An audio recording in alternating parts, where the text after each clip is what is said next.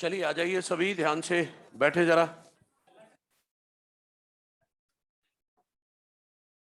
और अब पिछली क्लास में याद करो, हमने पढ़ा था, पिछली क्लास में हमने,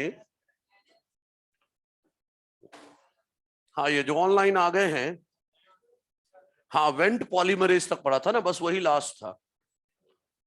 रुद्राक्ष बार दोबारा नाम ले देता हूं भाई। पीसीआर के दौरान हमने बात की थी कि सबसे कॉमन डीएनए पॉलीमरेज जो यूज होता है वो टैग पॉलीमरेज है, जिसे निकाला जाता है थर्मस एक्वेटिकस बैक्टीरिया से। नहीं नहीं, और अगर टैग पॉलीमरेज नहीं है तो हम पी फ्लू पॉलीमरेज यूज करते हैं, जिसे निकाला जाता है पायरोकोकस फ्लूरियोसस नाम की बैक्टीरिया से। और पी फ्लू नहीं है तो फिर यूज करते हैं वेंट पॉलीमरेज, जिसे निकाला जाता है थर्मोकोकस लिटोरैलिस नाम की बैक्टीरिया से। बस यही था पिछली क्लास का। अब इसके आगे, ये ऑनलाइन वाले ऑडिबल हूं ना मैं? अरे ऑनलाइन वालों से पूछ रहा हूं। हाँ भाई ऑनलाइन वालों, सुनाई दे रहा है? सिंड्रोम हो गया क्या? ओके ठीक है, चलिए आ जाइए। चलो भाई, अब सुनिए, हमने पीसीआर मशीन में वो एपेंडोर्फ ट्यूब में सब कुछ भर के रख दिया था। मशीन ऑन कर दी मान लो, अब वो ऑटोमेटिक काम करेगी। वो हमने जो डिजायर्ड जीन डाली थी उसके साथ क्या करेगा वो देखो। ये पीसीआर जो मशीन है, ये सबसे पहले, ये मान लो डिजायर्ड जीन है, ये डिजायर्ड जीन है 3 से 5 एक स्ट्रैंड, दूसरा 5 से 3। ये मशीन सबसे पहले टेम्परेचर सेट करेगी 94 डिग्री सेल्सियस और कराएगी डीनेचुरेशन। तो डीएनए के दोनों स्ट्रैंड अलग हो जाएंगे, 3 से 5 अलग, 5 से 3 अलग। ये लो पहला स्टेप पूरा हो गया, डीनेचुरेशन। अब आएगा स्टेप नंबर सेकंड, क्या था? एनिलिंग 54 डिग्री सेल्सियस पर। पता है एनिलिंग का क्या मतलब है? प्राइमर जोड़ना। वो प्राइमर डाले थे ना छोटे छोटे डीएनए प्राइमर, वो जुड़ जाएंगे। तो अगला स्टेप पीसीआर का है एनिलिंग 54 डिग्री सेल्सियस पर। क्या होगा आप वो देखिए। ये डीएनए के दोनों स्ट्रैंड अलग हो चुके थे, अब दोनों स्ट्रैंड के, दोनों सिंगल स्ट्रैंड डीएनए के 3' एंड पर, कहां पर? 3' एंड पर प्राइमर जुड़ जाएगा। 3 के सामने 5, प्राइमर तो 5 से 3 ही लगता है। कहां पर जुड़ रहा है लेकिन प्राइमर? प्राइमर खुद 5 से 3 लग रहा है, लेकिन किससे जुड़ रहा है? सिंगल स्ट्रैंडेड डीएनए के 3' एंड पर, और इसका 3' इधर है, और 3' के सामने ही तो 5' होगा। तो 5 से 3 ये प्राइमर लगा, लेकिन ये प्राइमर जुड़ा कहां है? सिंगल स्ट्रैंडेड डीएनए के 3' एंड पर।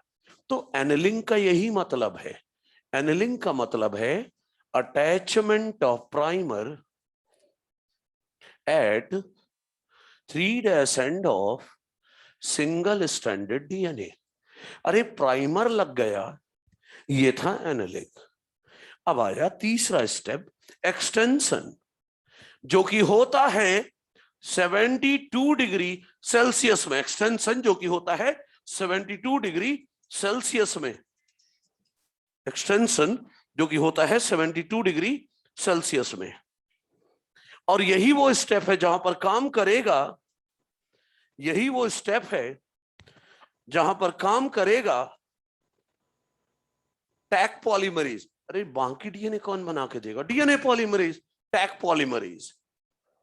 अब यहां पर काम करेगा टैग पॉलीमरेज, प्लस चाहिए होगा वो नया डीएनए बनाने के लिए न्यूक्लियोटाइड चाहिए ना, डीएटीपी, डीजीटीपी, डीसीटीपी, डीटीटीपी, ये सब चाहिए होगा। तो देखो यहां तक तो डीएनए हो गया था, 3 से 5 ये था, और दूसरा 5 से 3 ये था। अब 3' से जुड़ गया था यहां पर 5 से 3, प्राइमर, डीएनए प्राइमर। 3 के सामने 5, 5 से 3 जुड़ गया था DNA primer. DNA polymerase DNA synthesis क्यों नहीं इनिशिएट कर सकता? क्योंकि उसे पिछले न्यूक्लियोटाइड का 3' चाहिए। अब जब प्राइमर बन चुका है तो डीएनए पॉलीमरेज आया, टैग पॉलीमरेज, डीएनए का एक न्यूक्लियोटाइड लगाया और उसको जुड़वा दिया पिछले न्यूक्लियोटाइड के 3' फिर अगला न्यूक्लियोटाइड लगाएगा, उसे जोड़ देगा पिछले के 3' से, और इस तरह डीएनए 5 से 3 बन जाएगा। इसी तरह इधर भी 5 से 3 डीएनए बन जाएगा। तो 1 से 2 डीएनए बन गए ना एक पीसीआर साइकिल से, 94, 54, 72, राइट। एक पीसीआर साइकिल से 1 से 2 डीएनए बन गए। अब ये जो 2 डीएनए बने, अब इनका भी होगा 94, 54, 72, तो 2 से बन जाएंगे 4 डीएनए। फिर जो 4 डीएनए बनेंगे उन सब का भी यही तीनों स्टेप होगा, तो 4 से 8 हो जाएंगे। समझ रहे हैं? मतलब लगभग अगर पीसीआर साइकिल 30 साइकिल चला दी जाए तो एक डीएनए से approx 1 billion copies of DNA बन जाएंगी। Approx 1 billion copies of DNA बन जाएंगी। क्लियर है सभी को? एनसीईआरटी डाटा है। कभी कभी क्वेश्चन आ जाता है कि 5 पीसीआर साइकिल के बाद कितना डीएनए बनेगा, तो मैंने हैंड आउट में फॉर्मूला लिख दिया है 2n। मैंने लिख दिया है n number of PCR cycle के बाद कितने डीएनए मॉलिक्यूल बनेंगे, उसका फॉर्मूला है 2n। 5 साइकिल हो गई तो 2n/5, तो कितना हो गया? 32 डीएनए मॉलिक्यूल बन जाएंगे। समझ गए भाई? तो देखो, पीसीआर मशीन में हमने डिजायर्ड जीन डाली थी, उसकी ढेर सारी कॉपी बन चुकी है, तो डिजायर्ड जीन अब मेरे पास ढेर सारा है। और क्लोनिंग वेक्टर क्या सेलेक्ट किया था हमने? PBR322। डिजायर्ड जीन किसमें डालना चाह रहा हूं मैं? PBR322 में। चलो डालते हैं। अब मेरे पास एक हाथों में डिजायर्ड जीन है, दूसरे हाथों में क्लोनिंग वेक्टर PBR322 है। अब क्या करूंगा? दोनों को सेम एंजाइम से कट करूंगा और जोड़ के रिकॉम्बिनेंट डीएनए बनाऊंगा। यही अगला स्टेप है। पहला स्टेप था आइसोलेशन ऑफ डीएनए, दूसरा था डीएनए को काटना बाय रेस्ट्रिक्शन एंडोन्यूक्लियस, तीसरा था जेल इलेक्ट्रोफोरेसिस, और चौथा था जो डिजायर्ड जीन मिली जेल इलेक्ट्रोफोरेसिस से उसे पीसीआर से एम्पलीफाई करना। अब 5वां स्टेप है डिजायर्ड जीन का लाइगेशन करना, मतलब जोड़ना। किस पर? वेक्टर पर, ताकि क्या बन जाए? Recombinant DNA. तो स्टेप 5 आ गया। तो आज के लिए पहला टॉपिक है अब स्टेप नंबर 5, और स्टेप नंबर 5 में हम पढ़ेंगे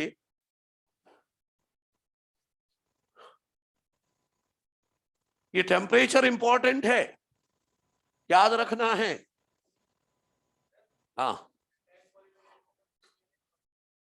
हाँ बिल्कुल, लेकिन ये हाई टेम्परेचर पर भी सही सलामत है, नहीं तो हमारा डीएनए पॉलीमरेज डालोगे ना, ये तो 94, 50, 94, 54, 72 में जल के राख हो जाएगा, डीनेचुरेशन हो जाएगा हमारी एंजाइम का। क्या 94 दोगे तभी ना डीएनए के 2 स्ट्रैंड अलग हो पाएंगे, और टेम्परेचर लो करोगे तभी रीनेचुरेशन की बात आती है। और फिर टैग पॉलीमरेज की बेस्ट एफिशिएंसी 72 डिग्री सेल्सियस पर है। टैग पॉलीमरेज बेस्ट काम करता है 72 पर, इसीलिए लास्ट में 72 दिया ताकि वो डीएनए बना सके। अच्छा, step 5, ligation of desired gene into vector. Vector में क्या डालना है? डिजायर्ड जीन, एंड दस फॉर्म रिकॉम्बिनेंट डीएनए। चलिए बनाते हैं। मान लीजिए ये डीएनए है जिसमें डिजायर्ड जीन है, ये डीएनए है having desired gene, DNA having desired gene, और ये रहा cloning vector PBR322, PBR322 cloning vector. है ना। ये पीबीआर 322 याद है। पीबीआर 322 में एक सेलेक्टेबल मार्कर होता है एमपार जीन, एक होता है टेटार जीन। एमपार मतलब एम्पिसिलिन रेजिस्टेंस जीन और दूसरा टेटार टेट्रासाइक्लिन रेजिस्टेंस जीन। और आपको याद है टेटार में दो रेस्ट्रिक्शन साइट होती हैं, ऊपर की तरफ बाम एच फर्स्ट से कटने की साइट, नीचे की तरफ सेल फर्स्ट से कटने की साइट। एक्चुअली मैं इन दोनों को बाम एच फर्स्ट से काटने वाला हूं, इसलिए बाम एच फर्स्ट साइट को मैंने हाईलाइट कर दिया कि इसमें भी बाम एच फर्स्ट की साइट है और इसमें भी बाम एच फर्स्ट से कटने की साइट है। तो दोनों को सेम एंजाइम से कट करूंगा तो क्या होगा, स्टिकी एंड आएंगे, वो भी एक दूसरे के कॉम्प्लीमेंट्री, राइट। अच्छा तो देखें,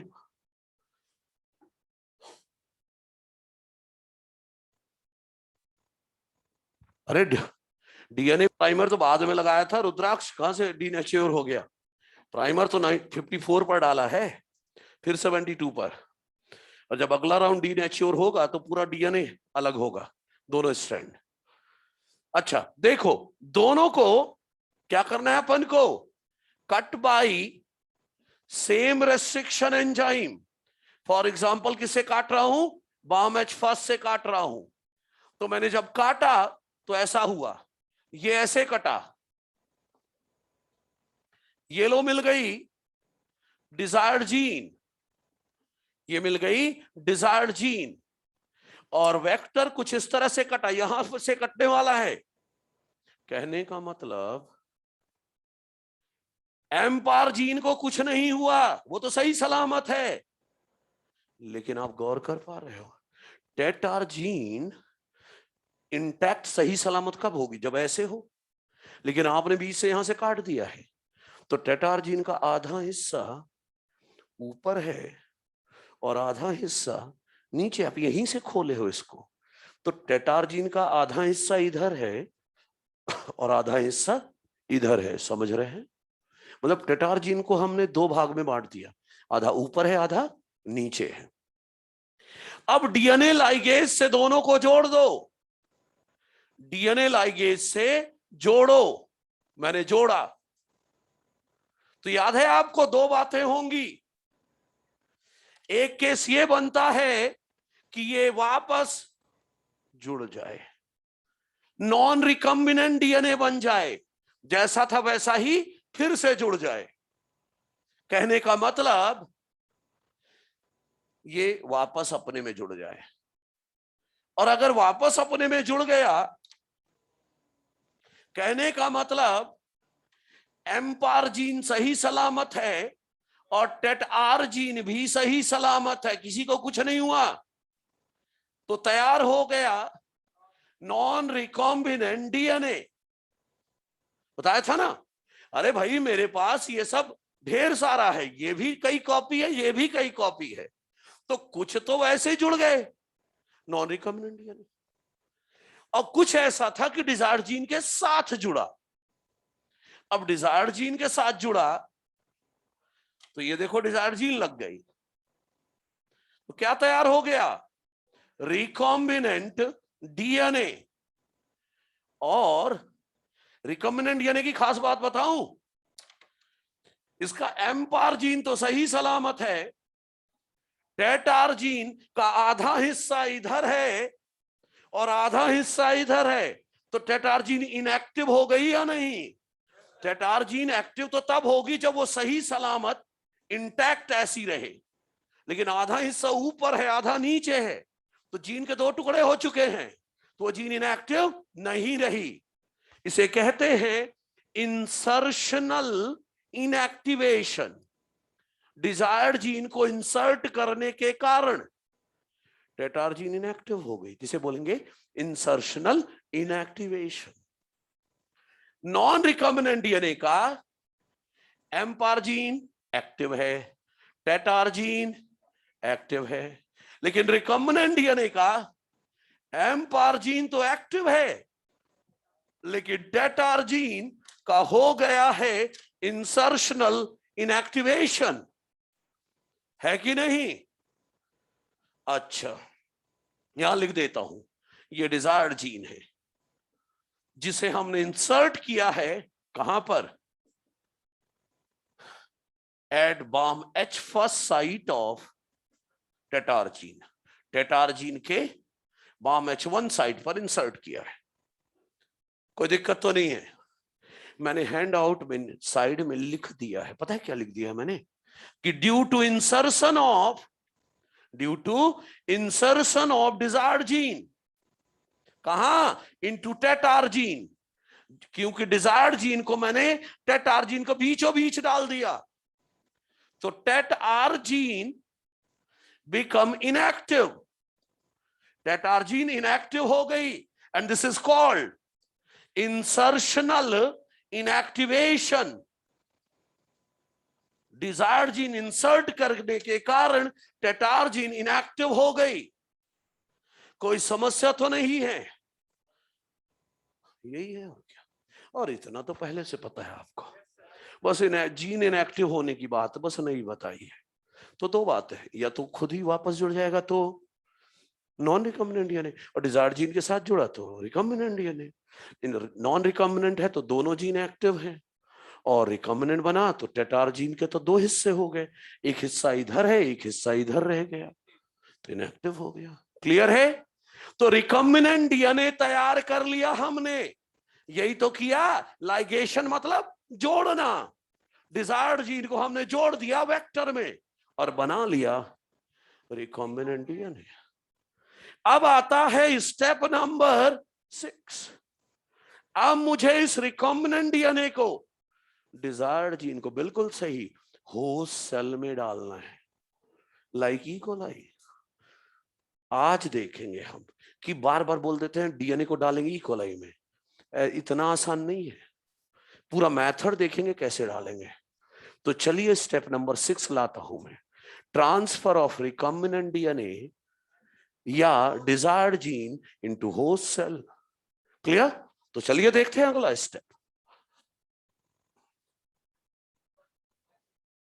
नहीं, किसी काम करें, अरे हमें तो पता ही नहीं कि नॉन रिकम्बिनेंट डीएनए भी बना, जब स्टेप 7 आखिरी में पहुंचेंगे तब पता चलेगा, अरे यार हमने तो रिकम्बिनेंट बनाया था, यहां तो कुछ नॉन रिकम्बिनेंट भी बना है, लेकिन मुझे तो स्टेप 7 का रिजल्ट पता है, इसलिए मैं अभी से बता के चल रहा हूं कि 2 तरह के डीएनए बने हैं। अदरवाइज अभी तो आपकी नजर में हेडिंग क्या है, रिकम्बिनेंट डीएनए बनाना, बन गया, बात खत्म। नॉन रिकम्बिनेंट बना, ये स्टेप 7 के बाद पता चलेगा, लेकिन हमें रिजल्ट पता है इसलिए हमने अभी से लिख दिया कि 2 तरह के मिलते हैं। ठीक है, हमारे काम का तो रिकम्बिनेंट डीएनए ही है क्योंकि उसी में डिजायर्ड जीन गई है। अच्छा, तो अब स्टेप नंबर 6 बहुत लेंदी है। स्टेप 6 मतलब आज के लेक्चर में हो सकता है अब केवल स्टेप 6 ही बस हो, इतना लेंदी है। तो बी वेरी अलर्ट और अच्छे से सारी चीजें समझिएगा। देखो step 6, transfer of recombinant DNA in recombinant DNA या desired gene into host cell. लेकिन सुनो, होस्ट सेल होनी चाहिए, कैसी होस्ट सेल में डालोगे डीएनए, होस्ट सेल होना चाहिए कॉम्पिटेंट और हेटेरोलॉगस भी होना चाहिए। होस्ट सेल में डीएनए डालना है, लेकिन होस्ट सेल कैसा होना चाहिए, कॉम्पिटेंट एंड हेटेरोलॉगस। तो सबसे पहले तो आपको यह पता चले कि कॉम्पिटेंट होस्ट सेल कहते किसे हैं और हेटेरोलॉगस होस्ट सेल किसे कहते हैं। डीएनए तो बाद में डालेंगे, आगे होस्ट सेल की प्रॉपर्टी तो देख लें। Competent host cell and heterologous host cell का क्या मतलब है, तो सुनिएगा। जिस सेल में बाहरी डीएनए लेने की एबिलिटी हो उसे कहते हैं कॉम्पिटेंट। क्या बोल रहा हूं, host cell that has ability to take up foreign DNA, जिस सेल में बाहरी डीएनए लेने की एबिलिटी हो उसे कहते हैं कॉम्पिटेंट। सर कॉम्पिटेंट नहीं हुआ तो हम कॉम्पिटेंट बनाएंगे, लेकिन आगे सेल को कॉम्पिटेंट करना पड़ेगा, तभी वो डीएनए लेगा। कैसे कॉम्पिटेंट बनाएंगे अब पढ़ेंगे ना हम। क्लियर? कॉम्पिटेंट समझ में आ गया? वो सेल जिसमें बाहरी डीएनए लेने की एबिलिटी हो। हेट्रोलॉगस क्या है? मैंने इंसान की जीन निकाली और दूसरे इंसान में डाल दी, इसे कहूंगा होमोलॉगस होस्ट। इंसान की जीन निकालकर दूसरे इंसान में डाल दी, इसे कहूंगा होमोलॉगस होस्ट। लेकिन इंसान की जीन निकालकर इंसान छोड़कर किसी में भी डालूं, कुत्ते में, बिल्ली में, आम के पेड़ में, ई कोलाई में, किसी में भी डालूं, हेट्रोलॉगस होस्ट। तो मैं अपनी जीन निकाल के कहां डाल रहा हूं? ई कोलाई में, तो हेट्रोलॉगस ही तो हुआ, राइट?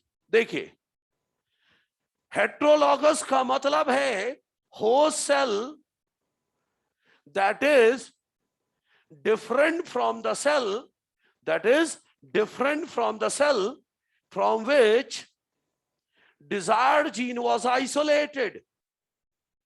desired gene कहां से आइसोलेट किया था हमने? ह्यूमन से। तो ह्यूमन में नहीं डालेंगे हम desired gene, ह्यूमन छोड़कर किसी और में डालेंगे। अरे इंसुलिन जीन मेरे में डालूं, मेरे में पड़ी है, ये इसके में डाल दूं अपनी जीन, क्या फर्क पड़ता है? लेकिन अपनी जीन में अगर इकोलाई में डालूं तो जितना इंसुलिन हार्मोन चाहूं उतना बना लूंगा। समझ रहे हैं? तो होस्ट सेल कैसा होना चाहिए? हेट्रोलॉगस। और सिंपल लैंग्वेज में मैंने समझा दिया हेट्रोलॉगस का क्या मतलब है। इंसान की जीन निकाली, दूसरे इंसान में डालो, दिस इज होमोलॉगस होस्ट। लेकिन इंसान छोड़कर किसी और में डालो तो क्या कहलाएगा? Heterologous host. कोई दिक्कत तो नहीं है? ओके। अब डिजायर्ड जीन डालने के दो मेथड हैं। होस्ट सेल में डिजायर्ड जीन डालने के दो मेथड हैं। पहला मेथड है इनडायरेक्ट मेथड। क्या? Indirect method. और दूसरा है डायरेक्ट मेथड। इनडायरेक्ट मेथड वो है जो हम अभी तक पढ़ते आ रहे हैं, मतलब gene transfer by using cloning vector. अरे वेक्टर में ही तो डिजायर्ड जीन डाली, रिकॉम्बिनेंट ने तैयार किया, फिर डिजायर्ड जीन पहुंचेगा कहां? होस्ट सेल में। दिस इज इनडायरेक्ट मेथड जो अभी तक हम पढ़ते आ रहे हैं। लेकिन जब ये पूरा पढ़ा लूंगा तो आपको डायरेक्ट मेथड बताऊंगा। वहां पर पता है क्या करेंगे? हम कोई वेक्टर नहीं लेंगे, लेंगे डिजायर्ड जीन और डिजायर्ड जीन को सीधा सेल में डालेंगे। हाँ, सीधा होस्ट सेल में डालेंगे। क्या प्रॉब्लम आएगी, क्यों कम यूज करते हैं इस वाले मेथड को, सब बताऊंगा। अभी सिर्फ इतना है, अभी तक हम ये पढ़ रहे हैं वेक्टर डीएनए में हमने डाल दिया डिजायर्ड जीन और रिकॉम्बिनेंट डीएनए तैयार किया। अब हम डिजायर्ड जीन को कहां ट्रांसफर कर रहे हैं? होस्ट सेल में। ये इनडायरेक्ट मेथड है। लेकिन अगर वेक्टरलेस, बिना किसी वेक्टर के सीधा जीन लूं, सीधा डिजायर्ड जीन लूं और होस्ट सेल में डाल दूं, कोई वेक्टर नहीं है, जीन लो और डाल दो, तो ये कहलाएगा डायरेक्ट मेथड। डायरेक्ट मेथड की बात अभी कुछ भी नहीं करूंगा, ये पूरा करने के बाद फिर बताऊंगा, आज ही बताऊंगा, ठीक है? अभी फिलहाल ये इनडायरेक्ट मेथड मतलब रिकॉम्बिनेंट यानी हम तैयार कर चुके हैं, अब कहां डालना है? होस्ट सेल में। वो यहां पढ़ेंगे, 3 पार्ट में पढ़ेंगे। पहला, रिकॉम्बिनेंट यानी बैक्टीरिया में डालना है तो क्या करना पड़ेगा, प्लांट में डालना है तो क्या करना पड़ेगा, और एनिमल में डालना है तो क्या करना पड़ेगा। तीनों पढ़ेंगे। सबसे पहले पढ़ाने वाला हूं जीन ट्रांसफर इन बैक्टीरिया। तो चलिए बैक्टीरिया से शुरू करते, फिर प्लांट, फिर एनिमल। तो सबसे पहले बैक्टीरिया में कैसे डालेंगे जीन, वो देख लेते हैं।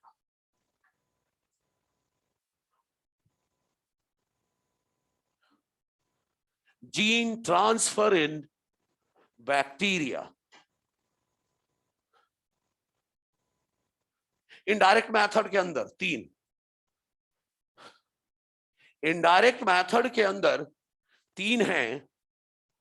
पहला है जीन ट्रांसफर इन बैक्टीरिया।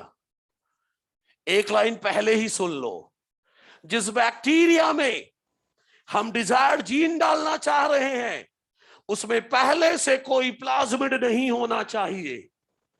जिस बैक्टीरिया में आप रिकम्बिनेंट डीएनए डाल रहे हो उसमें पहले से कोई प्लाज्मिड नहीं होना चाहिए। देखो क्या लिख रहा हूं, bacteria to be used as host cell, bacteria to be used as host cell, to be used as host cell should not have any plasmid, पहले से कोई प्लाज्मिड नहीं होना चाहिए। अब आता है क्यों नहीं होना चाहिए, पहला दिमाग में यही सवाल। अब आपके पास दो पेंडिंग कॉन्सेप्ट है, दो पेंडिंग कॉन्सेप्ट है। एक तो ये है कि सर सेलेक्टेबल मार्कर कैसे बताएगा कि कौन सी सेल ने रिकम्बिनेंट डीएनए लिया, ये पेंडिंग चल रहा है अपना। दूसरा ये पेंडिंग है कि जिस बैक्टीरिया में डीएनए डालने जा रहे हो उसमें पहले से प्लाज्मिड नहीं होना चाहिए। ये दोनों सवाल के जवाब स्टेप 7 में दूंगा और आज पूरी क्लास स्टेप 6 ही चलेगा। तो अगली क्लास में आते ही ये दो कॉन्सेप्ट क्लियरिफाई करूंगा कि सेलेक्टेबल मार्कर कैसे मदद करता है ढूंढने में उस सेल को जिसने रिकम्बिनेंट डीएनए लिया, और जिस बैक्टीरिया में डीएनए डालना चाह रहे हो उसमें पहले से प्लाज्मिड क्यों नहीं होना चाहिए। ये दोनों कॉन्सेप्ट अगली क्लास में आते ही सॉल्व करूंगा। क्लियर है? अभी फिलहाल बैक्टीरिया में डीएनए कैसे डालते हैं। बैक्टीरिया को बहुत तड़पाते हैं अपन, देखते जाओ। ये देखना कैसे डालते हैं डीएनए बैक्टीरिया में। ये रही बैक्टीरिया, मान लो ये बैक्टीरियल सेल वॉल है और ये बैक्टीरियल प्लाज्मा मेम्ब्रेन है, ठीक। ये वो रिकम्बिनेंट डीएनए है जो हमने तैयार किया है। ये रख दो टेस्ट ट्यूब में, कैल्शियम क्लोराइड डाल दो, CaCl2 कैल्शियम क्लोराइड डालो। ये रही वो बैक्टीरिया जिसमें हम डीएनए डालना चाह रहे हैं, और ये रहा रिकम्बिनेंट डीएनए। मेरे पास हजारों बैक्टीरिया हैं, हजारों ये डीएनए है। कैल्शियम आयन दे दो। कैल्शियम आयन क्या करेगा, सेल वॉल में टेम्परेरी पोर्स क्रिएट करेगा। सेल वॉल में टेम्परेरी पोर्स क्रिएट करेगा कौन, कैल्शियम आयन। अगर टेम्परेरी पोर बन गए तो डीएनए पार कर सकता है सेल वॉल को, सेल मेम्ब्रेन पार नहीं करेगा, केवल सेल वॉल। तो कैल्शियम आयन ने क्या पार करवा दिया, सेल वॉल। इसी को तो कहते हैं कि मैं बैक्टीरिया को कॉम्पिटेंट बना रहा हूं, उसे इस लायक बना रहा हूं कि वो बाहरी डीएनए ले सके। समझ रहे हैं मेरी बात? तो कैल्शियम आयन दिया तो टेम्परेरी पोर क्रिएट हो गए, उन पोर से डीएनए सेल वॉल को पार कर जाएगा, सेल मेम्ब्रेन पार नहीं हुआ। हाँ, टेम्परेरी पोर है, परमानेंट नहीं डैमेज किया है। देखो कैल्शियम आयन पॉजिटिवली चार्ज्ड है और सेल वॉल में कुछ निगेटिवली चार्ज प्रोटीन होती है, उनसे सेल वॉल में जो निगेटिवली चार्ज प्रोटीन है उनसे कैल्शियम आयन जुड़ जाता है और पोर क्रिएट करता है और डीएनए को पास कराता है। याद रखिएगा सेल मेम्ब्रेन पार नहीं कराता, क्योंकि कुछ लोग बोल देते हैं सेल मेम्ब्रेन भी यही पार कराता है, जबकि एनसीईआरटी ने साफ साफ लिखा है। पता है एनसीईआरटी ने क्या लिखा है? सुनिएगा एनसीईआरटी की line, calcium ion increases the efficiency with which DNA enters into bacterial cell through pores in cell wall। तो क्या लिखा है एनसीईआरटी ने, सेल वॉल के पोर, खुद सेल वॉल में पोर क्रिएट करेगा और पोर के थ्रू सेल वॉल पार करा देगा, सेल मेम्ब्रेन पार नहीं कराएगा। ये समझ गए मेरी बात? अच्छा सर, तो सेल वॉल तो पार हो गया, अब बताओ अब क्या करोगे? अब मैं इसे बर्फ में रखूंगा, जीरो ओ इधर देख, क्या नाम है इसका, ओ भाई जाग जा, क्या कर रहा है? बस हो गया, जग गया वो। मैं बैक्टीरिया को बर्फ में रख रहा हूं, सोच अचानक तुझे 0 डिग्री पर रख दूं। ये देखो नोट्स के डायग्राम में मैंने लिख रखा है आइस 0 डिग्री सेल्सियस पर, प्रताड़ित कर रहा हूं इकोलाई को, 0 डिग्री दिया। अब आप सोचोगे सर बस इतना ही, नहीं, 0 पर रखा ही था कि थोड़ी देर में ट्रांसफर कर दूंगा एट 42 डिग्री सेल्सियस। इसीलिए जो अगला डायग्राम बनाया है मैंने, उसमें बर्फ के टुकड़ों की जगह वाटर लिख दिया, क्योंकि 42 डिग्री पर तो वाटर ही हो जाएगा वो, है ना। टेस्ट ट्यूब को 42 सब कुछ है इसमें, हाँ 42 पर रखा। सर बस प्रताड़ित कर लिया इसको, नहीं, फिर से बर्फ में रखूंगा। मतलब उस बेचारे को पता ही नहीं चलेगा कि मेरे साथ हो क्या रहा है। अरे आपको ही अगर 0 डिग्री 42 डिग्री 0 डिग्री 042 में शिफ्ट करूं तो खुद ही शॉक में आ जाओगे। तो फिर से मैं इसको 0 डिग्री सेल्सियस पर बोले तो बर्फ पे रखूंगा, तो बर्फ में रखूंगा 0 डिग्री सेल्सियस पर,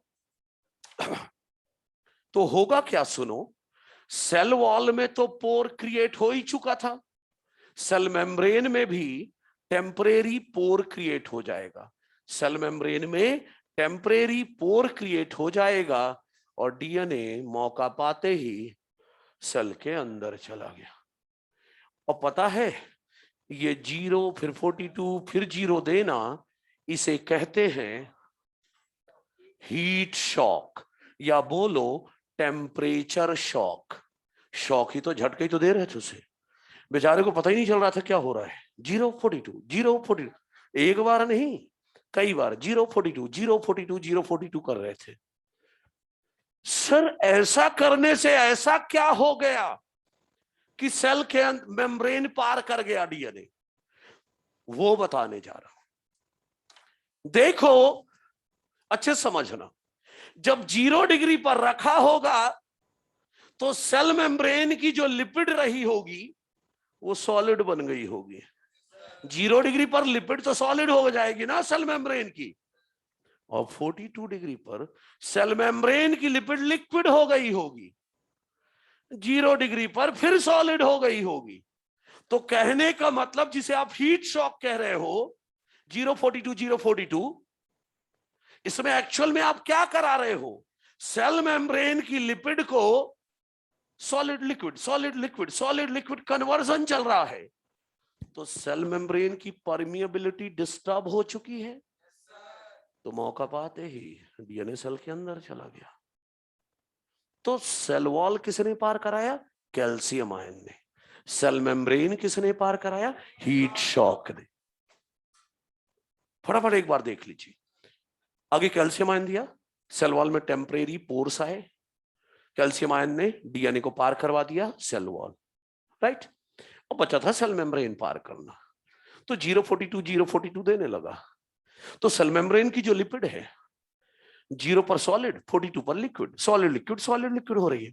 तो जो स्ट्रक्चर अभी सॉलिड लिक्विड कन्वर्जन चल रहा है फटाफट, वो अपनी परमिएबिलिटी कहां कंट्रोल कर पाएगा, वो तो कन्वर्जन में बिजी है, सॉलिड लिक्विड।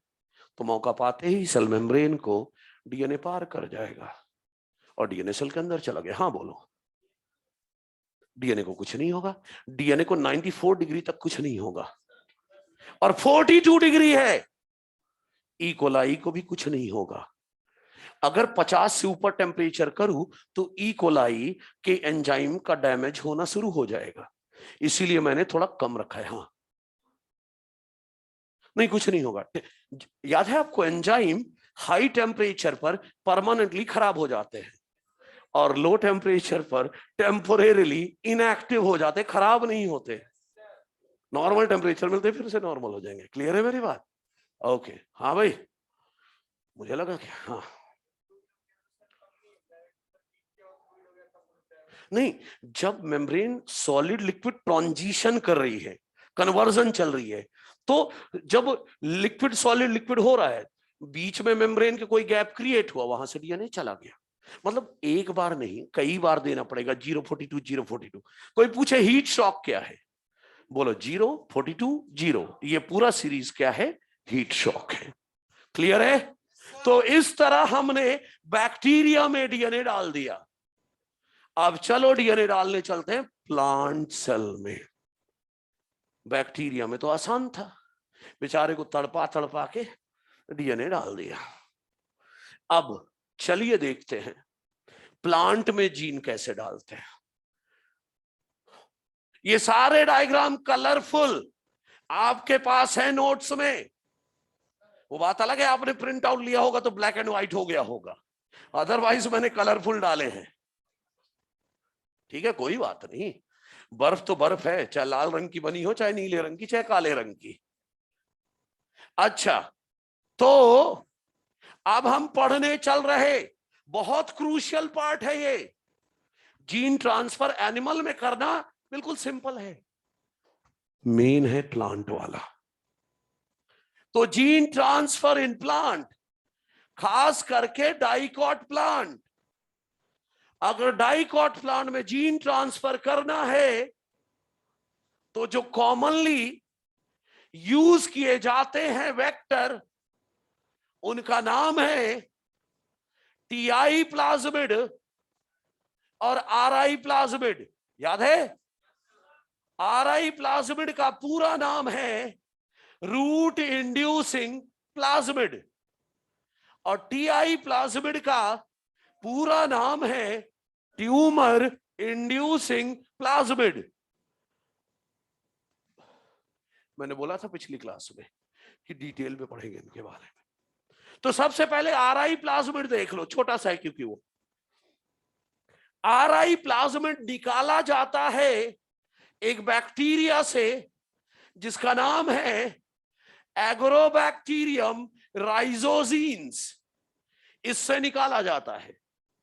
और इस प्लाज्मिड के कारण ये बैक्टीरिया एक बीमारी फैलाती है। कौन सी बीमारी? ये बैक्टीरिया कॉज करती है hairy root disease in dicot plant. अब आप बोलोगे अरे ये केवल डाइकॉट को क्यों अटैक करता है, ये भी क्लियर करूंगा अभी। लेकिन उसके पहले ये, सर रूट ही तो बन रहा है तो बीमारी कहां से हुई? ये बीमारी थोड़ी ना रूट बनवा रहा है। तो भूल गए क्या? टैप रूट होता है डाइकॉट में, deep rooted in the soil. लेकिन अगर इसका इन्फेक्शन हो गया तो टैप रूट नहीं डेवलप होगा, फिर तो फाइबरस रूट, हेयरी रूट ही डेवलप करेगा। तो फिर तो प्लांट की रूट काफी नीचे तक नहीं जाएंगी मिट्टी में, तो प्लांट को प्रॉपर ग्रोथ नहीं हो पाएगी उसकी, है कि नहीं? तो ये बैक्टीरिया क्या करती है? हेयरी रूट डिजीज कॉज करती है। किसके कारण? आरआई प्लाज्मिड के कारण। इस प्लाज्मिड के बारे में सिर्फ इतना ही, लेकिन टीआई प्लाज्मिड बहुत कुछ पढ़ना है। आइए देखते हैं। हाँ, क्या चीज? वेट करना, इसमें समझाऊंगा सारा, चाहे इधर ले या इधर ले, एक ही बात है। मैं इसमें समझा देता हूं। क्या? हाँ, निकालते हैं, निकाल सकते हैं बिल्कुल। प्लाज्मिड तो जरूरी नहीं है बैक्टीरिया की सर्वाइवल के लिए, तो मैं जब चाहूं उससे निकाल लूं फिर वापस दे दूं। तो सुनिएगा अब ध्यान से सभी। टीआई प्लाज्मिड निकाला जाता है एक बैक्टीरिया से जिसका नाम है एग्रोबैक्टीरियम ट्यूमीफेसियंस से। और यह बैक्टीरिया कॉज करती है, अगर याद है आपको तो, डाइवर्सिटी, क्राउन गाल disease in dicot plant. Crown गाल डिजीज का मतलब होता है ट्यूमर फॉर्मेशन। हाँ, प्लांट में ट्यूमर को क्राउन गाल कहते हैं। क्राउन गाल डिजीज या ट्यूमर फॉर्मेशन डिजीज कॉज करता है केवल डाइकॉट प्लांट में। केवल डाइकॉट को क्यों अटैक करते हैं वो तो अभी दिख जाएगा आपको। लेकिन ये बीमारी, ये बैक्टीरिया पता है किसके कारण फैलाती है? टीआई प्लाज्मिड के कारण। अरे ट्यूमर बनवा देगा। ट्यूमर मतलब क्या? अनकंट्रोल्ड सेल डिवीजन हो जाएगा, ट्यूमर बन जाएगा। अच्छा, कुछ खास है इस बैक्टीरिया और इस प्लाज्मिड में, अभी शॉर्ट में बता रहा हूं, फिर डिटेल में बताऊंगा। देखो, ये एग्रोबैक्टीरियम ट्यूमीफेसेंस है। ये रहा इसका टीआई प्लाज्मिड। इसके टीआई प्लाज्मिड में एक हिस्सा होता है जिसका नाम है टीडीएनए। टीडीएनए मतलब ट्रांसफर डीएनए। टीडीएनए मतलब ट्रांसफर डीएनए। टीआई प्लाज्मिड में एग्रोबैक्टीरियम के टीआई प्लाज्मिड, और टीआई प्लाज्मिड क्या है, इसमें टीडीएनए है, एक पोर्शन है। जब ये बैक्टीरिया प्लांट को अटैक करेगी, मान लो ये प्लांट सेल है, ये प्लांट सेल का डीएनए है, प्लांट सेल। जब ये बैक्टीरिया यहां आएगी, एग्रोबैक्टीरियम कहां आएगी, डाइकॉट प्लांट में, ये आ गई। जब यहां आएगी तो प्लांट के साथ एक ट्यूब जैसा कनेक्शन बनाएगी, एक चैनल तैयार करेगी। हम कुछ नहीं कर रहे, सब बैक्टीरिया खुद कर रहा है अपने दम पर। देखते रहे ना कितना समझदार है। खुद आया, प्लांट से कनेक्शन एस्टैब्लिश किया, प्लांट सेल से, और क्या करेगा, अपने टीआई प्लाज्मिड का टीडीएनए हिस्सा यहां से अलग कर लेगी। टीआई प्लाज्मिड से टीडीएनए हिस्सा अलग कर लेगी और प्लांट के क्रोमोसोम में ट्रांसफर कर देगी। ये देखो क्या कर दिया इसने, जेनेटिक इंजीनियरिंग। जेनेटिक इंजीनियरिंग ही तो है, खुद का डीएनए कहीं और ट्रांसफर कर रहा है अपने दम पर। इसीलिए एग्रोबैक्टीरियम को कहते हैं नेचुरल जेनेटिक इंजीनियर। हम सोचते हैं कि हम ही बड़े तोप है, नहीं, वो ये तो पैदाइशी नेचुरल जेनेटिक इंजीनियर है। समझ गए मेरी बात?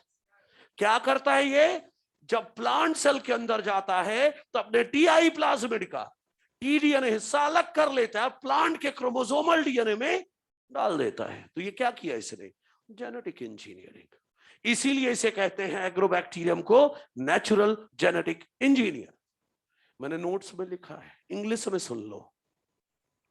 नोट्स में मैंने ये लिखा है कि एग्रोबैक्टीरियम ट्रांसफर क्या, TDNA portion of TI plasmid. Agrobacterium transfer TDNA portion of TI plasmid into chromosome of host plant cell. इसीलिए Agrobacterium is called as natural genetic engineer.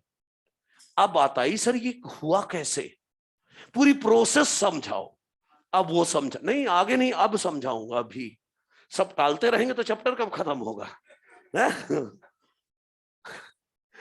तो चलिए देखते हैं ये पूरी प्रोसीजर कैसे चलती है।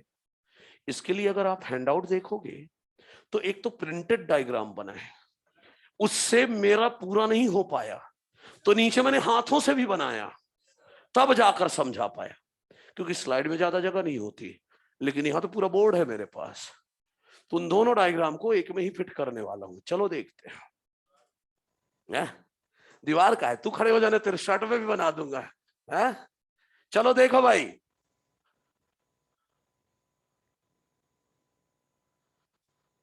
टीआई प्लाज्मिड का पूरा कॉन्सेप्ट अब आपके सामने रख रहा हूं। Be very very alert.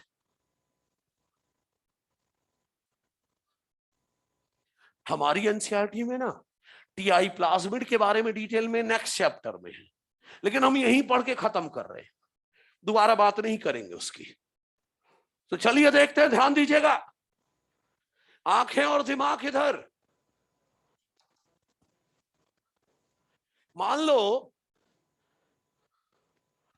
ठीक है हो जाएगा, मान लो ये एग्रोबैक्टीरियम है, ये एग्रोबैक्टीरियम बैक्टीरिया है, ये इसका खुद का न्यूक्लियोइड डीएनए है, ये इसका न्यूक्लियोइड डीएनए है। ये कौन है, एग्रोबैक्टीरियम ट्यूमीफेसियंस।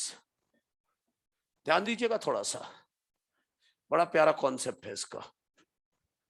और ये रहा इसका टीआई प्लाज्मिड, ये टीआई प्लाज्मिड है। टीआई प्लाज्मिड में यहां पर है ओराई साइट, ओरिजिन ऑफ रेप्लिकेशन, और यहां पर है विरजीन्स। विरजीन्स का पूरा मतलब है वायरुलेंस जीन्स, वायरुलेंस जीन्स है यहां पर, क्लियर। और यहां पर है टीडीएनए, ये पूरा पोर्शन है टीडीएनए, और टीडीएनए के बीच में यहां पर, टीडीएनए के बीच में यहां पर एक जीन है जिसका नाम है टीआई जीन। बोले तो बीमारी वाली जीन यही है। प्लांट को बीमारी कैसे हो गई? टीडीएनए के टीआई जीन के कारण। अब पता है ये जो टीआई जीन है यहां पर एक्चुअल में है क्या? जब आप बड़े लेवल पर पहुंचेंगे ना तो टीआई जीन नाम सुनेंगे ही नहीं। एक्चुअली टीआई जीन का मतलब है, यहां पर जीन है of auxin and cytokinin synthesis. Auxin और साइटोकाइनिन सिंथेसिस की जीन है, इसी को हम टीआई जीन बोल रहे हैं। क्यों बोल रहे हैं सब दिख जाएगा, वेट करें। अभी तक यहां तक सब ठीक ठाक है? अब सुनो, ये रहा एक dicot plant cell, dicot plant cell, और इस डाइकॉट प्लांट सेल में ये रहा इसका क्रोमोसोमल डीएनए। मान लो ये ओराई साइट है, ये ओराई साइट है क्रोमोसोमल डीएनए का, ये क्रोमोसोमल डीएनए है, इसका क्रोमोसोमल डीएनए है डाइकॉट प्लांट का। अब प्रोसेस स्टार्ट करता हूं, कैसे चलता है सारा सिस्टम, ध्यान देना भाई। ओ डिजिटल इंडिया कितना खोया रहेगा डिजिटल, थोड़ा ऑफलाइन मोड में आ जा। क्या खोज रहा है वहां है? और क्या लिखा हुआ तेरे टी शर्ट में? वॉर्म, वॉन या वॉर्म, WARN? अच्छा, तो नहीं, मैं बोला वॉर्म, मुझे लगा वॉर्म, वॉर्म तो हल्का हो गया फिर तो। अच्छा चलो इधर आओ, वापस आ जाओ, मैं कुछ नहीं बोल रहा अभी। देखो ध्यान से सुनो, virulence gene, virulence gene synthesize करती हैं, वायरुलेंस जीन सिंथेसाइज करती हैं वायरुलेंस प्रोटीन। क्या? वायरुलेंस प्रोटीन, वायरुलेंस प्रोटीन, ठीक। एक्चुअल में ये जीन तब काम करती हैं, एक्टिवेट होती हैं, प्रोटीन बनाएंगी जब इन्हें मिल जाए इंड्यूसर एसिटोसिरिंजोन। क्या मिल जाए? इंड्यूसर एसिटोसिरिंजोन। और पता है इनका इंड्यूसर एसिटोसिरिंजोन कहां मिलता है? केवल डाइकॉट प्लांट में। तभी तो ये केवल डाइकॉट को अटैक करता है, क्योंकि इंड्यूसर कहां मिलने वाला है? केवल डाइकॉट में। तो देखिए मैं ऐसे कर रहा हूं, ये ऐसे करके लाइन खींच देता हूं, ठीक है, कि विर जीन्स एक्टिवेट होंगी बाय इंड्यूसर एसिटोसिरिंजोन, और ये इंड्यूसर एसिटोसिरिंजोन केवल मिलेगा डाइकॉट प्लांट्स में, मोनोकॉट में नहीं मिलेगा, इसलिए केवल ये डाइकॉट को अटैक करते हैं। अब डाइकॉट प्लांट के अंदर ये घुस गया बैक्टीरिया, तो क्या मिल गया? एसिटोसिरिंजोन मिल गया, तो ये जीन एक्टिव हो गई, एक्टिवेशन हो गया विरजीन्स का। और विरजीन जब एक्टिवेट हो गई तो क्या करेंगी? Synthesis of virulence protein. और सुनो, ये वायरुलेंस प्रोटीन ही तो है, वायरुलेंस प्रोटीन ही तो है जो टीआई प्लाज्मिड के टीडीएनए हिस्से को काट के यहां से अलग करेंगी और प्लांट के कनेक्शन बनाकर प्लांट के क्रोमोसोमल डीएनए से मान लो यहां जुड़वा देंगी। मतलब ऐसा कुछ, देखो ना, ये तो राइट साइड था इसका, ये बीच में यहां पर जुड़वा दिया टीडीएनए वाला हिस्सा। क्या जुड़वा दिया? टीडीएनए वाला हिस्सा। और टीडीएनए में याद है बीच में टीआई जीन है,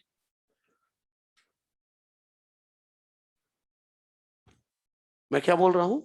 जब डाइकॉट प्लांट के अंदर गया तो एसिटोसिरिंजोन मिला, उसने वीर जीन को एक्टिवेट कर दिया और एक्टिवेट होकर जीन ने क्या बना दिया, वायरुलेंस प्रोटीन। यही वो प्रोटीन है जो टी डीएनए को यहां से अलग करेंगी और कनेक्शन बनाकर प्लांट के डीएनए से जुड़वाएंगी। तो बोलूं, जब वायरुलेंस प्रोटीन बन गया तो वायरुलेंस प्रोटीन क्या करेंगी, virulence protein help in transfer of tDNA into chromosome of host plant cell, into chromosome of host plant cell. Virulence protein activate हो गई और टीडीएनए को कहां डाल दिया, प्लांट के क्रोमोसोम में। तो क्या हुआ, अरे जैसे ही टीडीएनए जुड़ा, बाहरी डीएनए से जुड़ा टीडीएनए, तो टीआई जीन एक्टिवेट हो गया। जैसे ही बाहरी डीएनए से जुड़ा, टीआई जीन क्या हो गया, एक्टिव हो गया। और एक्टिव होकर क्या करेगा, ट्यूमर फॉर्मेशन। बोले तो क्राउन गाल डिजीज हो गई प्लांट को। इतना अपने दम पर किया है। लेकिन बात आई कि सर ये टीआई जीन बीमारी कैसे कर रहा है। सुनो ध्यान से, अरे ये जो टीआई जीन एक्टिव हुई है, ये क्या करेगी प्लांट में, ऑक्सिन और साइटोकाइनिन का प्रोडक्शन। अरे भाई, प्लांट को नॉर्मल सेल डिवीजन के लिए जितना ऑक्सिन साइटोकाइनिन चाहिए, प्लांट खुद ही बना रहा है। जितना ऑक्सिन साइटोकाइनिन प्लांट को चाहिए, उतना प्लांट खुद ही बना रहा है। ये तो extra production of auxin cytokinin चालू हो गया। प्लांट खुद ही अपने लिए ऑक्सिन साइटोकाइनिन बनाता है, लेकिन ये तो एक्स्ट्रा जीन पहुंच गई, TI gene, gene for auxin cytokinin synthesis. तो ओवर प्रोडक्शन नहीं हो गया ऑक्सिन साइटोकाइनिन का। और जब ओवर प्रोडक्शन हो गया ऑक्सिन साइटोकाइनिन का, तो ओवर हो गया सेल डिवीजन का रेट। और अगर सेल डिवीजन का रेट ओवर हो गया, यही तो ट्यूमर फॉर्मेशन है। ये सिंपल सा लॉजिक है, समझे भाई। उससे जितना ऑक्सिन साइटोकाइनिन चाहिए डिवीजन के लिए उसके पास है, वो डिवाइड कर रहा है। लेकिन यहां तो ऑक्सिन साइटोकाइनिन वाली टीआई जीन एक्स्ट्रा पहुंच गई, तो ऑक्सिन साइटोकाइनिन और बना तो सेल डिवीजन का रेट अनकंट्रोल हो गया। अनकंट्रोल हो गया तो ट्यूमर बन गया। समझ गए, ये है टीआई प्लाज्मिड का कॉन्सेप्ट। इसमें हमने कुछ भी नहीं किया, सब इसी ने किया है। सर आप तो बोल रहे थे हम फायदा उठाएंगे इसका। हाँ बिल्कुल उठाएंगे, देखो क्या करेंगे। ध्यान देना भाई, अब इसे जो करना था कर चुका, अब हम अपनी बात करते हैं। मैं क्या करूंगा, एग्रोबैक्टीरियम को बोलूंगा अपना डीएनए देना जरा, टीआई प्लाज्मिड, उससे उसका टीआई प्लाज्मिड ले लूंगा। और टीआई प्लाज्मिड ले लिया बाहर, और लेने के बाद टीआई जीन को हटाकर डाल दूंगा डिजायर्ड जीन।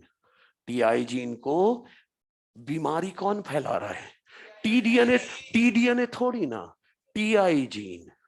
उसे हटा दूंगा बाय डिजायर्ड जीन। तो मतलब बीमारी वाली जीन हटा दी मैंने।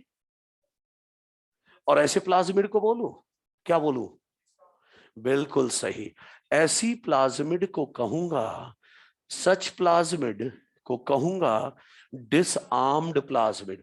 अरे मैंने निहत्था कर दिया उस प्लाज्मिड को, बीमारी वाली जीन हटा दी उसकी और डिजायर्ड जीन डाल दी। अब हमने कैसे यूज किया, दोबारा सुनो, हमने कैसे यूज किया वो सुनो ध्यान से। मैंने एग्रोबैक्टीरियम से टीआई प्लाज्मिड ले लिया, उसका टीआई जीन हटाया, उसकी जगह डिजायर्ड जीन डाल दी। अब एग्रोबैक्टीरियम को ले अपना पकड़, प्लाज्मिड नहीं चाहिए, ठीक है, वापस दे दिया इसको।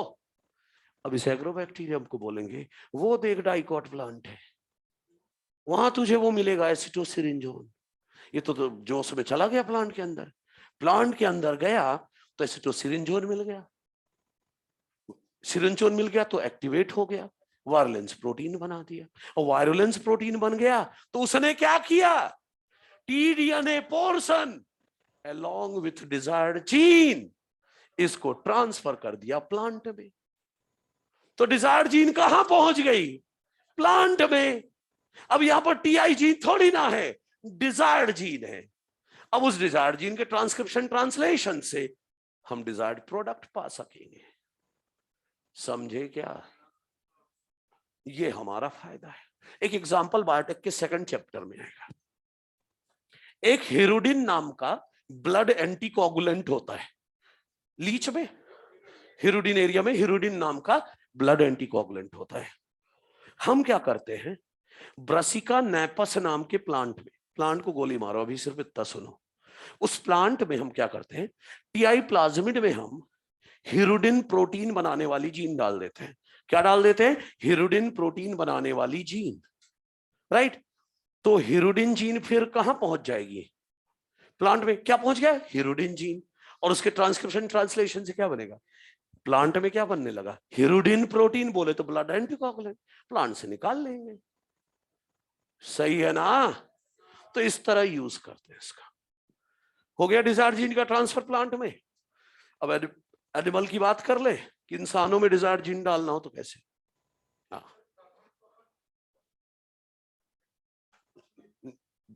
सर्वाइवल ऑफ बैक्टीरिया के लिए उसका जेनेटिक डीएनए जरूरी है, ये तो एक्स्ट्रा है।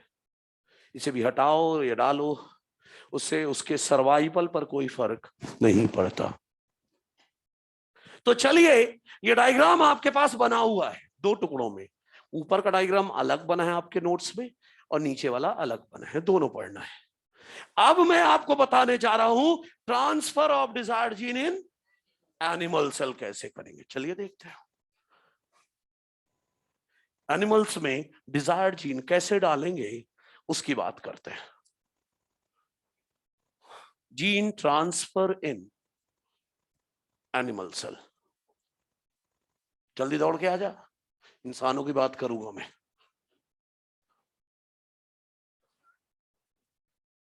क्या? हाँ, प्लांट की किसी काम का नहीं है।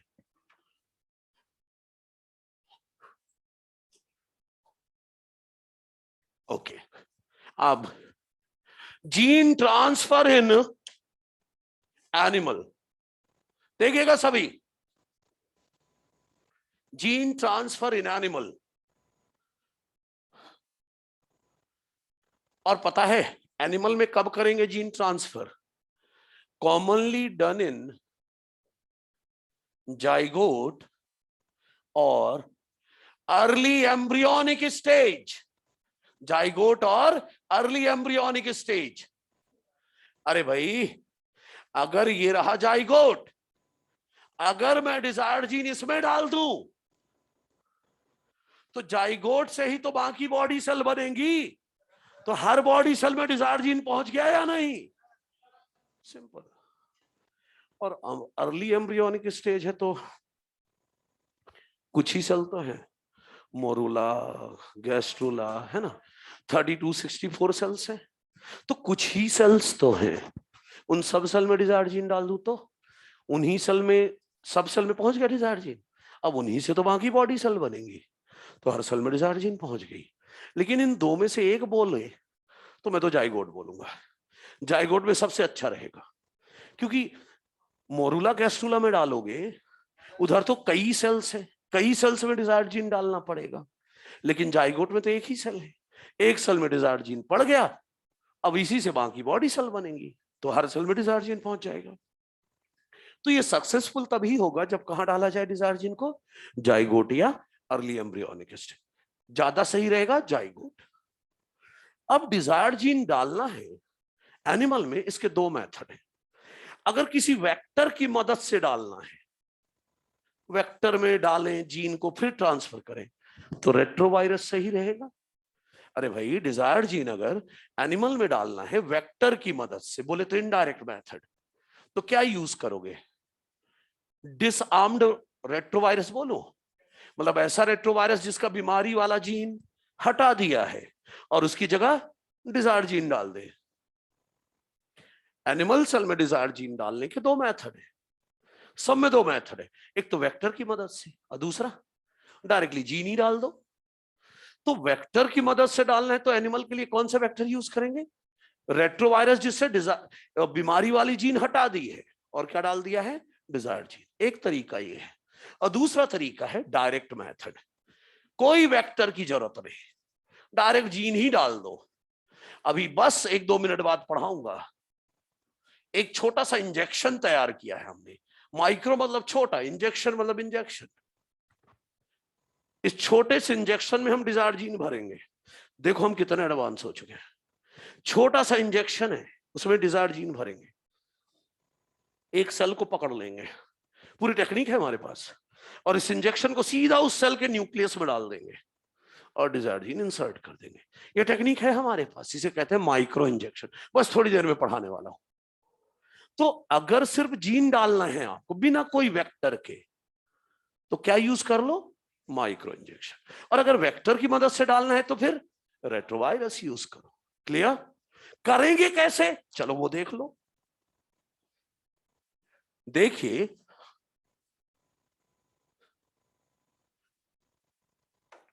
ध्यान देना। अरे भाई आईवीएफ कराओ, स्पर्म ओवम, क्या करा दो? In vitro fertilization. क्या बन गया? जाइगोट। अब इस जाइगोट में डिजायर्ड जीन डाल दो। आईवीएफ कराओ, जाइगोट बना, जाइगोट में डिजायर्ड जीन डाल दो। पहुंच गया जाइगोट में डिजायर्ड जीन। अब जाइगोट से ही बाकी बॉडी सेल बनेंगी, तो हर बॉडी सेल में डिजायर्ड जीन पहुंच गई। अब जो नया एनिमल बर्थ होगा, जिसका जन्म होगा, पता है उसे क्या बोलेंगे? Transgenic animal.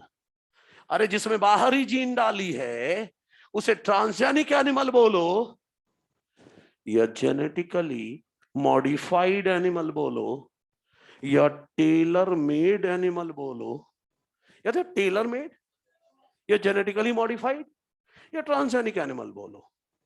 क्लियर है? और पता है पहला ट्रांसजेनिक एनिमल हमने क्या बनाया था? एक चूहा। हाँ, एक चूहे में हमने क्या किया था? ह्यूमन ग्रोथ हार्मोन जीन डाल दी।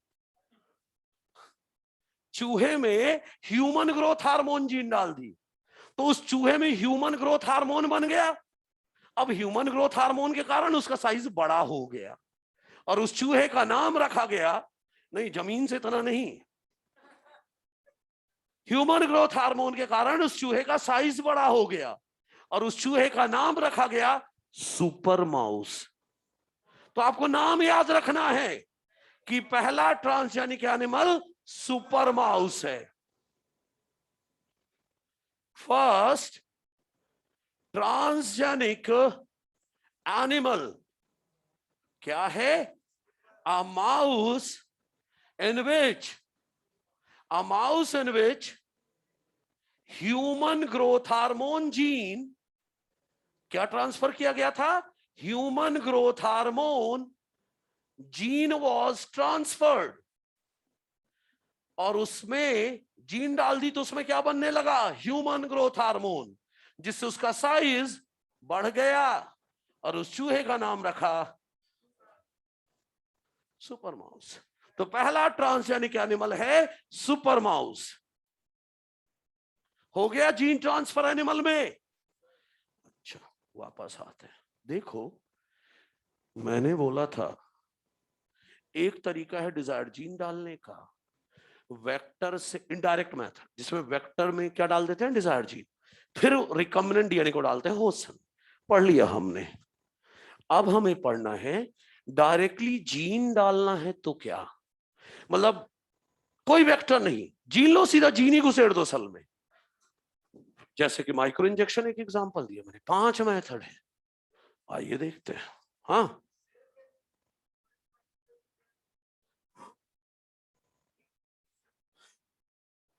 देखते हैं डायरेक्ट जीन ट्रांसफर में। अभी डायरेक्ट जीन ट्रांसफर में यही दिखाऊंगा मैं, चिंता ना करो। हाँ था, लेकिन डेथ जल्दी हो गई थी इसकी।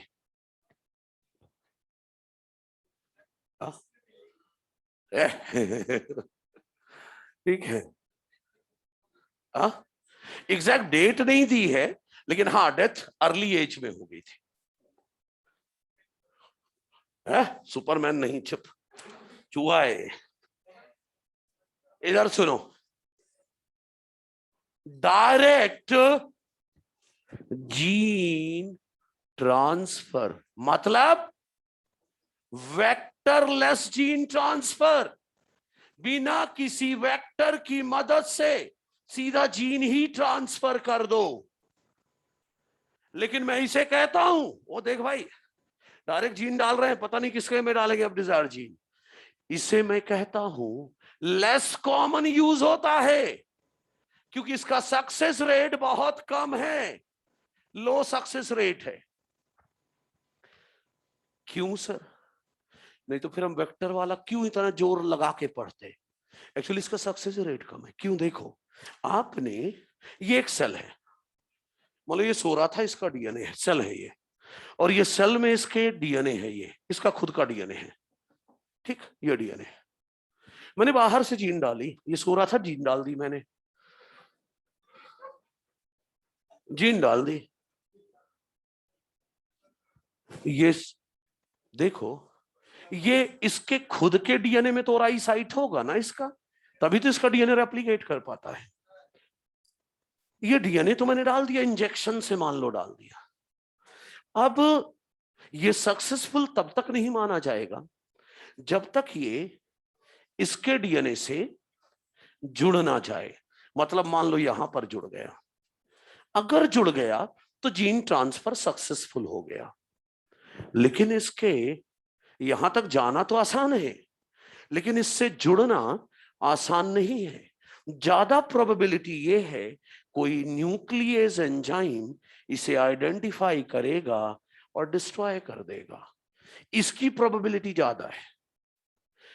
इसके डीएनए से जुड़ने की प्रोबेबिलिटी कम है और न्यूक्लियस से कटने की प्रोबेबिलिटी ज्यादा है।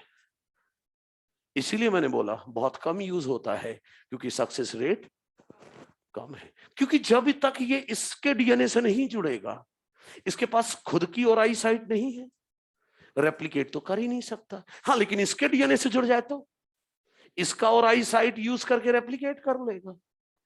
समझ रहे हैं मेरी बात? तो सक्सेस रेट कम क्यों है पता चल गया। ज्यादा चांस यही है कि बाहरी डीएनए है, न्यूक्लियस एंजाइम दौड़ पड़ेगी, कौन आया और काट डाले। हाँ, बच गया अगर और इसके डीएनए से जुड़ गया तो फिर जीन ट्रांसफर सक्सेसफुल हो गया। क्लियर? हाँ, क्या बोल रहे हैं? हाँ? नहीं, किसी में भी हो जाएगा। देख, अगर डायरेक्ट जीन डाल रहा है तो दिक्कत है, डिस्ट्रॉय होने के चांस है, ठीक है ना?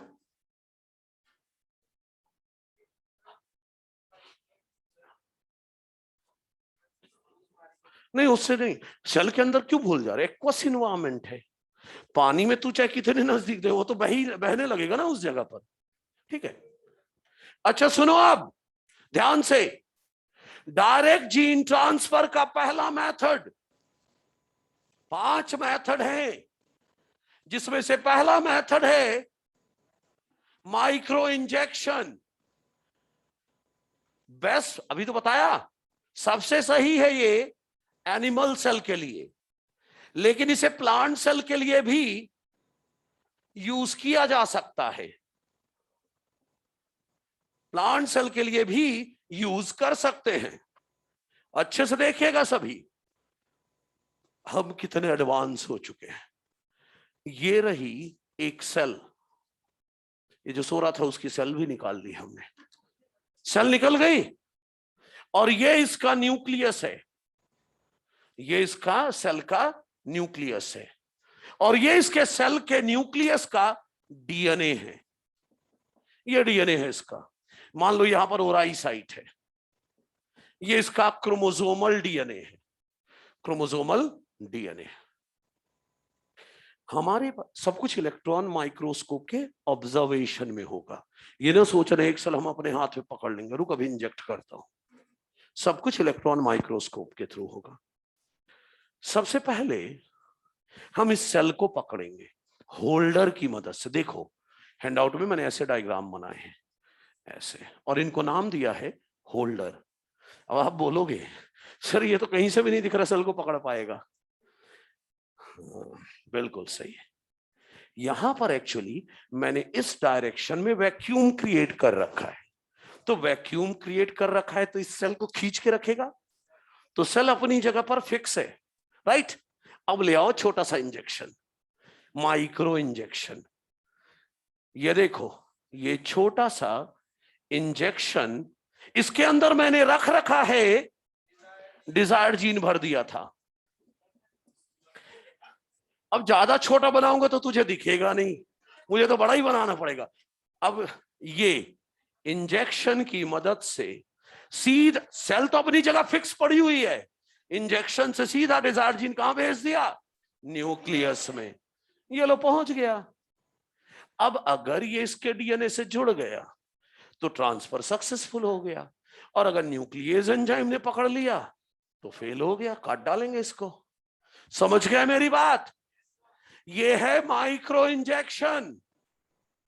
अब दूसरा मेथड ला रहा हूं, इलेक्ट्रो। अभी थोड़ी देर पहले हीट शॉक देकर सेल मेम्ब्रेन में पोर क्रिएट किया था ना, अब इलेक्ट्रिक शॉक देकर सेल मेम्ब्रेन में पोर क्रिएट करूंगा। अरे इतना इलेक्ट्रिक शॉक थोड़ी ना दूंगा कि मर जाए। तो चलिए देखिए, अगला है दूसरा है इलेक्ट्रोपोरेशन।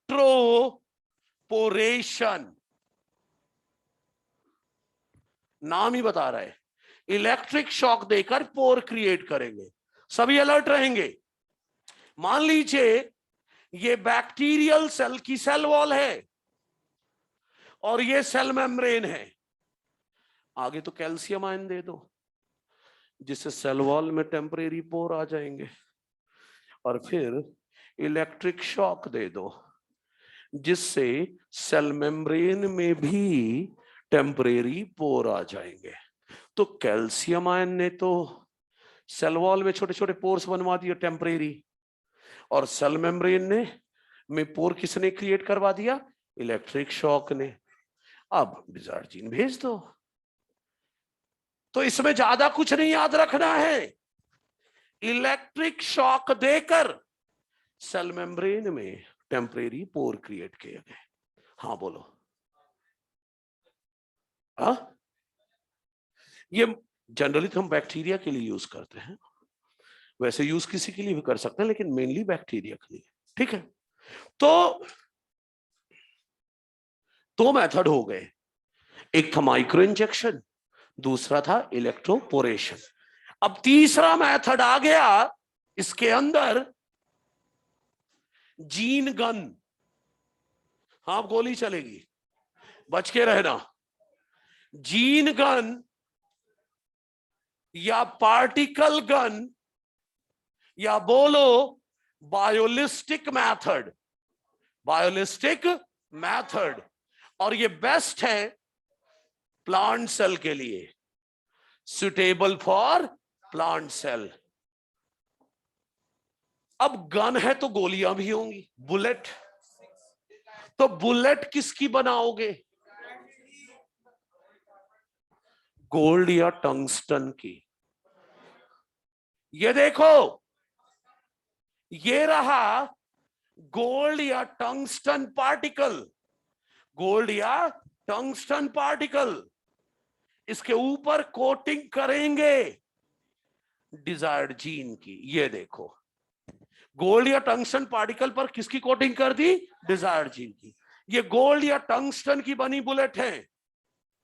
इन बुलेट्स को मैं कहता हूं माइक्रो पार्टिकल्स, और फिजिक्स की लैंग्वेज में बोलूं माइक्रो प्रोजेक्टाइल्स। बुलेट को फिजिक्स की लैंग्वेज में क्या बोल रहा हूं, माइक्रो प्रोजेक्टाइल्स। मैंने हैंड आउट में जीन गन की फोटो बनाई है, अच्छे से देखिए। अरे मैं बना रहा हूं ना यहां, देखो ये एक प्लेट है, एक प्लेट है जिसमें सेल्स रखी हुई है, यहां पर प्लांट सेल्स रखी हुई है। ठीक है, ये प्लांट सेल्स है। वो इधर देख, अभी 5 मेथड है, पांचों पूरे होंगे, इसके बाद मैं भी गया, अब भी।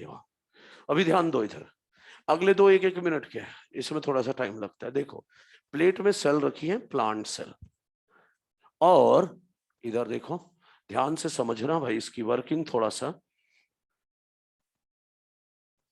ये ऐसे करके हमने बना रखा है इसे, हाँ? अरे नहीं रे, लेकिन फील नहीं आएगा ना बताऊं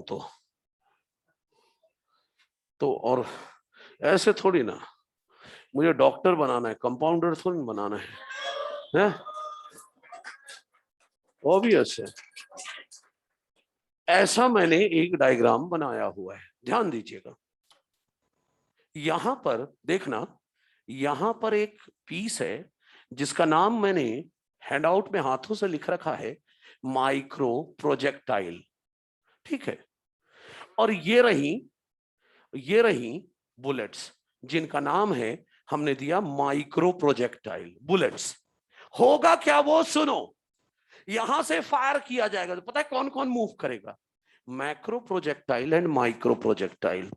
तो जब फायर किया जाएगा हाई स्पीड वेलोसिटी से, तो मैक्रो प्रोजेक्टाइल जब आगे बढ़ेगा तो बड़ा साइज के कारण यहीं पर फंस गया, और जो बुलेट्स है वो सेल में फायर कर दी गई, तो सेल के अंदर पहुंच गई बुलेट्स। बुलेट्स बोले तो गोल्ड टंगस्टन पार्टिकल के साथ डिजायर्ड जीन। पता है प्लांट सेल के लिए मोस्टली क्यों यूज कर रहे हैं? उसमें सेल वॉल है। अरे हाई स्पीड से फायर करोगे तो हाई स्पीड के कारण सेल वॉल को आराम से पार कर लेगी बुलेट, और ये इतनी स्पीड से भी सेल के अंदर नहीं पहुंचेंगी कि सेल डैमेज हो जाए, क्योंकि जिस समय ये बुलेट सेल वॉल पार कर रही होंगी इनकी स्पीड स्लो डाउन हो जाएगी। जिस दौरान ये सेल वॉल पार कर रही होंगी सेल बुलेट की स्पीड स्लो डाउन हो जाएगी, तो सेल के अंदर धीरे ही पहुंचेंगी, तो सेल को कोई नुकसान नहीं होगा। पहुंच गया डीएनए? सर वो गोल्ड, लोगों के दिमाग में तो यही है सर, लोहे के बना देते, आयरन के बना देते बुलेट। गोल्ड या टंगस्टन पार्टिकल डिजायर्ड जीन पहुंच गया। अब ये जो गोल्ड पहुंच गया ना सेल में, ये आपको दोबारा नहीं मिलेगा, वहीं पड़ा रहेगा। तो सर ये तो बड़ा महंगा खर्चा हो गया। जानबूझ के गोल्ड या टंगस्टन यूज किया है, क्योंकि सेल के अंदर कोई ऐसा कंपोनेंट नहीं जो गोल्ड और टंगस्टन से रिएक्ट करे, तो गोल्ड या टंगस्टन चुपचाप पड़े रहेंगे वहां, उन्हें कुछ नहीं। डिजायर्ड जीन पहुंच गया। सोचे लोहे का बनाते बुलेट आयरन की, तो सेल के अंदर इतने सारे कंपोनेंट हैं जो उस आयरन से रिएक्ट करते, इतना ज्यादा रिएक्शन हो सकता था कि सेल की डेथ हो जाए। इसीलिए ऐसे केमिकल यूज किए गए बुलेट बनाने के लिए जो सेल के किसी कंपोनेंट से रिएक्ट ना करे, गोल्ड या टंगस्टन। क्लियर है? तो ये जीन गन हो गया। चौथा मेथड है केमिकल की मदद से जीन ट्रांसफर। किसकी मदद से? केमिकल की मदद से जीन ट्रांसफर। हाँ केमिकल, और पता है कौन सा केमिकल यूज करेंगे? PEG, poly ethylene glycol chemical. हो जा, केमिकल मीडिएटेड जीन ट्रांसफर। और किस केमिकल की मदद से ट्रांसफर करेंगे उसका नाम है PEG, poly ethylene glycol. Actually ये करेगा क्या? ये करेगा क्या? कंटेनर में पीजी डाल दिया और ये रही सेल। ये पीजी क्या करता है? सेल मेम्ब्रेन की परमिएबिलिटी बढ़ा देता है फॉर डीएनए। पीजी क्या करता है? सेल मेम्ब्रेन की परमिएबिलिटी बढ़ा देता है फॉर डीएनए, ताकि सेल के अंदर डीएनए चला जाए। सिंपल हो गया ये। पांचवा और आखिरी, लाइपोसोम मीडिएटेड जीन ट्रांसफर। अब सुनो, ये रही होस्ट सेल, ये रही होस्ट सेल, और ये डीएनए डालना है। लेकिन होस्ट सेल की जो सेल मेम्ब्रेन है, सेल मेम्ब्रेन ही तो मेन बैरियर है डीएनए के लिए, तो सेल मेम्ब्रेन को तो पार कर ही नहीं पा रहा डीएनए, क्योंकि डीएनए हाइड्रोफिलिक है, असल मेम्ब्रेन में जो लिपिड है, लिपिड तो हाइड्रोफोबिक है, तो डीएनए पार ही नहीं कर सकता। ऐसा करो ना, इस डीएनए को एक बैग में भर दो, लिपिड के बने बैग में भर दो। किसमें भर रहा हूं? लिपिड से बने एक बैग में भर दो। इसी बैग को कहते हैं लाइपोसोम। तो लाइपोसोम क्या है? लिपिड बैग जिसमें डीएनए भर दिया है, लिपिड बैग विथ डीएनए, ये है लाइपोसोम। अब सुनो ना, इन दोनों को एक साथ रख दो, एक साथ रख दो, तो ये रही सेल और ये रहा लिपिड बैग। जब पास पास आएंगे, अरे लिपिड लिपिड ही तो है, फ्यूज हो जाएंगे। लिपिड लिपिड आपस में फ्यूज हो जाएंगे, और जब फ्यूज हो जाएंगे तो लिपिड लिपिड तो फ्यूज हो गया और डीएनए सेल के अंदर आ गया। यह है liposome mediated gene transfer. Clear?